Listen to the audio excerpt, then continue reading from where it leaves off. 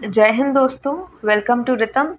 पिछले वीडियो में हमने डिस्कस किया था कि त्रिगुण क्या होते हैं, त्रिगुण से चार वर्ण कैसे बने और वर्ण व्यवस्था का क्या इम्पोर्टेंस और क्या पर्पस है। आज हम ये डिस्कस करेंगे कि जो त्रिगुण का कॉन्सेप्ट है उसका लॉ में क्या रेलिवेंस है और वो लीगल इंटरप्रिटेशन में कैसे हेल्प कर सकता है। तो आइए शुरू करते हैं।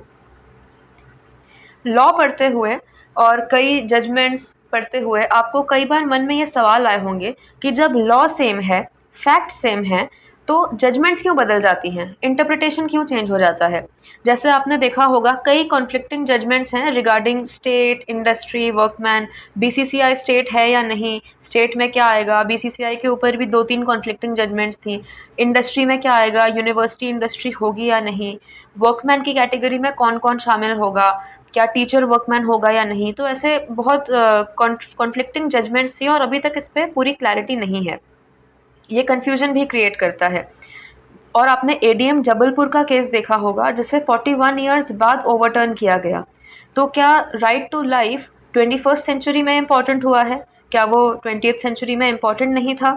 और अगर शुरू में ही पता चल गया था कि ये जजमेंट गलत है, इसे इतना क्रिटिसाइज़ किया गया था, तो इसे ओवर रूल करने में इतना टाइम क्यों लग गया।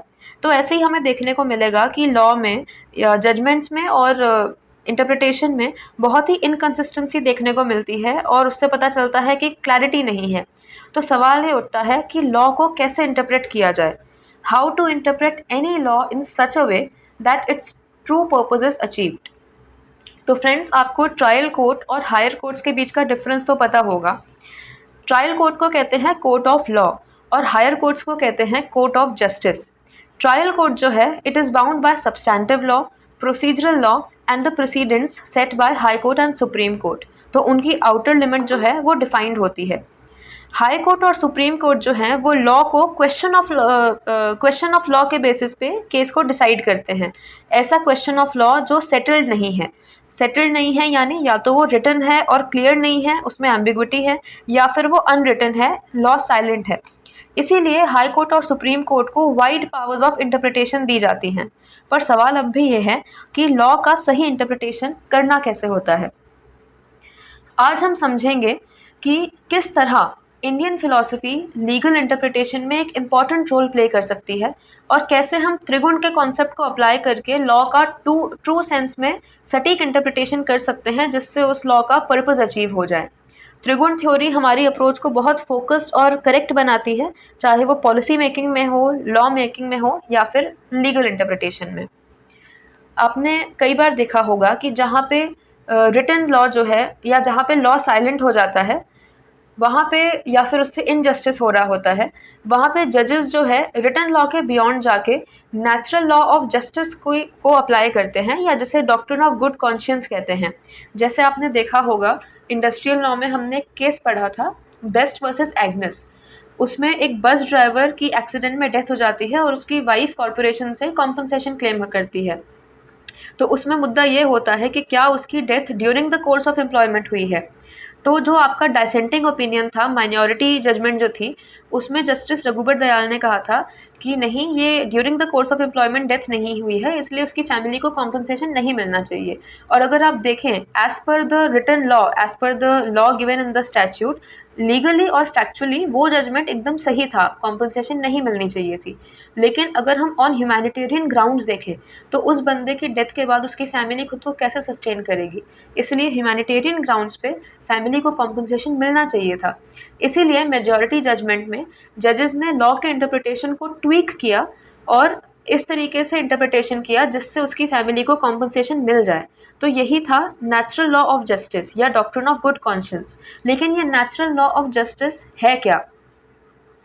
जैसा कि हमने पिछले वीडियो में देखा था कि रजस डिनोट करता है हाइपर एक्टिविटी, तमस डिनोट करता है इनएक्टिविटी, और सत्व इन दोनों के बीच का बैलेंस इस्टेब्लिश करता है। तमस जो है वो नेगेटिव थॉट्स को, नकारात्मक विचारों को डिनोट करता है, जिसमें इंसान का फोकस सेल्फिश होता है और वो अपने फ़ायदे के लिए किसी का भी नुकसान कर जाता है। रजस में इंसान अपने फ़ायदे के बारे में तो सोचता है लेकिन वो दूसरों का बुरा करने से बचता है।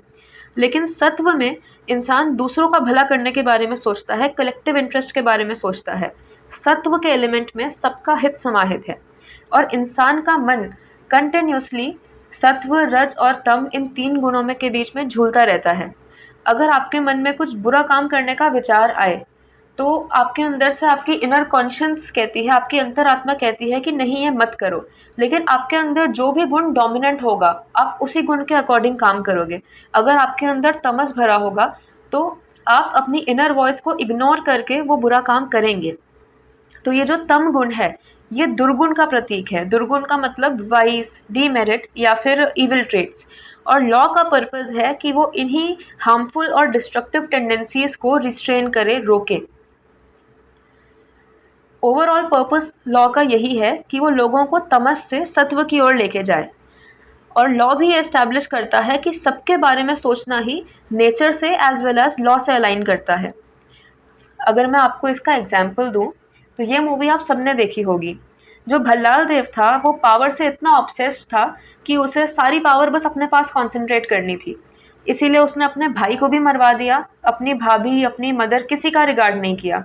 वो तमस का प्रतीक है। लेकिन दूसरी तरफ बाहुबली जो है, वो सबके बारे में सोचता था, वो पूरी प्रजा को साथ लेकर चलता था, इसीलिए सब उसे पसंद करते थे, प्रजा भी चाहती थी कि वही राजा बने। इसीलिए एंड में भल्लाल देव को हरा के बाहुबली जीता, और बाहुबली सत्व का प्रतीक है। ऐसे ही आपने किसी भी साउथ की मूवी में या किसी भी मूवी में आपने देखा होगा कि जो विलन होता है, वो उसको तामसिक दिखाया जाता है, वो सेल्फिश होगा, वो दूसरों को मारेगा, सिर्फ अपना फ़ायदा देखेगा। और जो हीरो होता है, वो सत्व को डिनोट करता है, वो अच्छा होगा, अच्छा कैरेक्टर होगा, वो सबके बारे में सोचेगा। और इसीलिए हर मूवी में एंड में जो हीरो है, वो विलन को हरा के इस्टेब्लिश करता है सत्व को, सत्व का डोमिनेंस इस्टेब्लिश करता है। तो ये हर मूवी में, मीडिया में भी, फिल्म्स में भी हमें यही चीज़ दिखाई जाती है। अगर मैं आपको एक रियल एग्जांपल दूं, तो जब भी हम सुनते हैं कि किसी एम्बुश में कोई सोल्जर शहीद हो गया, तो हमें अंदर से कितना दुख होता है, उसके प्रति संवेदना आती है। भले ही हम उसको पर्सनली ना जानते हो, हमारा उस सोल्जर से कोई रिलेशन ना हो, हम उसका नाम तक ना जानते हो, फिर भी हमें अंदर से इतना दुख होता है। क्यों? क्योंकि उस सोल्जर ने दूसरों के लिए अपना जीवन समर्पित कर दिया होता है। वहीं जब हम सुनते हैं कि किसी टेररिस्ट ने अटैक कर दिया, तो हमें इतना दुख होता है, उसके प्रति हमें घृणा आती है, नफ़रत आती है, और बहुत गुस्सा आता है उस टेररिस्ट पे। क्यों? क्योंकि उस टेररिस्ट ने अपने पर्सनल मोटिव को अचीव करने के लिए इतने लोगों को मार दिया होता है। तो इस एग्जाम्पल से आई होप क्लियर हो गया होगा।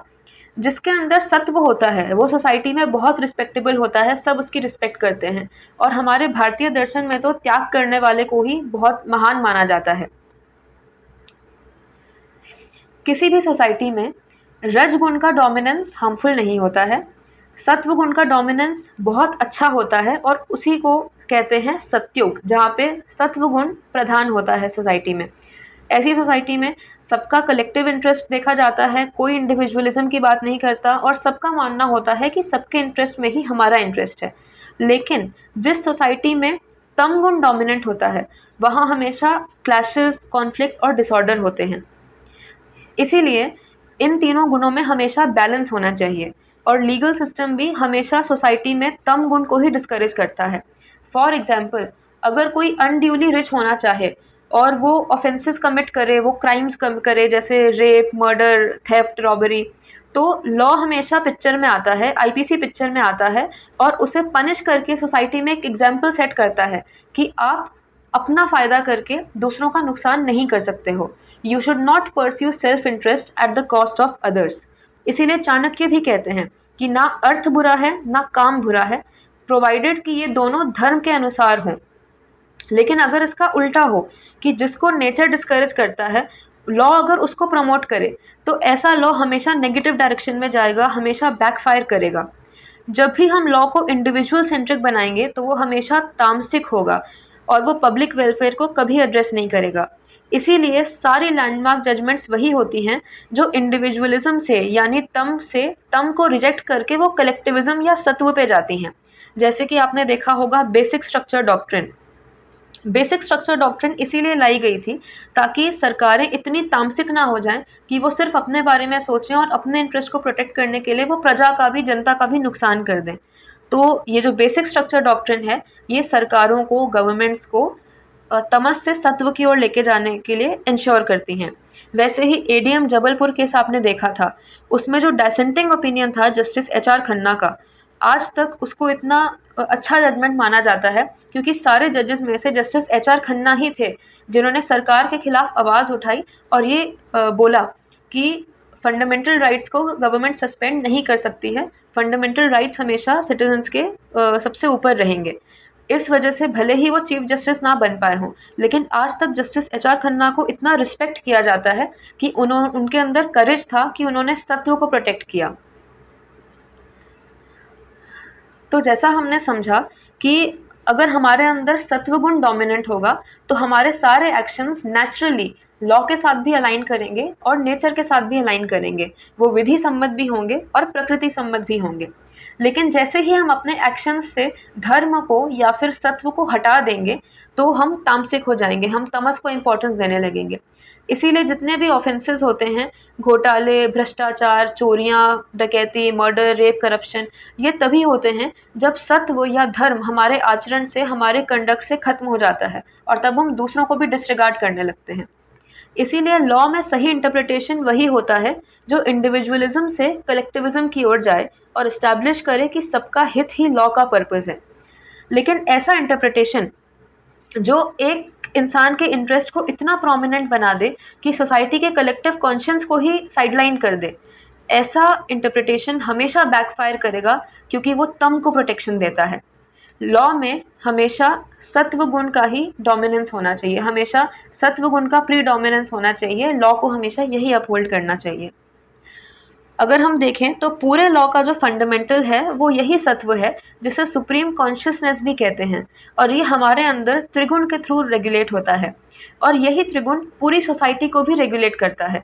तो सोसाइटी का और लॉ का दोनों का पर्पस और रिस्पॉन्सिबिलिटी भी ये है कि वो तम से सत्व की ओर लोगों को जाने के लिए इंस्पायर करे, और एक्चुअल में देखा जाए तो ये होता भी है। जब तक हमारा लॉ सत्व को प्रोटेक्ट करता है तब तक उसे एज इट इज़ पढ़ा जाता है, उसका लिटरल इंटरप्रिटेशन किया जाता है। लेकिन जहाँ पर लिटरल इंटरप्रिटेशन सत्व को प्रोटेक्ट नहीं करता है तब इंटरप्रिटेशन को चेंज किया जाता है ताकि वो सत्व को प्रोटेक्ट कर सके। इसीलिए हमने देखा है अलग अलग theories of legal interpretation develop हुई हैं, गोल्डन रूल, मिस्चिफ रूल, ये इसीलिए हुई हैं ताकि सत्व को प्रोटेक्ट किया जा सके। भारत में सत्व का सिंबल है हमारा कॉन्स्टिट्यूशन ऑफ इंडिया जो कि सुप्रीम लेजिस्लेशन है, और ये कॉन्स्टिट्यूशन सत्व को भी प्रोटेक्ट करता है। इसीलिए कॉन्स्टिट्यूशन की स्पिरिट को प्रोटेक्ट करने का कर्तव्य जुडिशरी का है by thoughtful and appropriate interpretation of the constitution. So I hope this topic was clear to you. कुछ भी डाउट हो तो आप हमें बता सकते हैं, और इस पे अगर आपको डिटेल्ड वीडियो देखनी हो, सेशन देखना हो, तो मैं डिस्क्रिप्शन में एक लिंक डालूंगी, आप वो सेशन सुन सकते हैं। और जो भी हमने पीपीटी में जो भी आपको नोट्स दिए हैं, ये नोट्स सफिशेंट हैं, इसके अलावा आपको और कहीं रेफ़र करने की ज़रूरत नहीं पड़ेगी। So thank you so much and stay tuned. Next video में हम शुरू करेंगे धर्म व्यवस्था। Thank you. जय हिंद।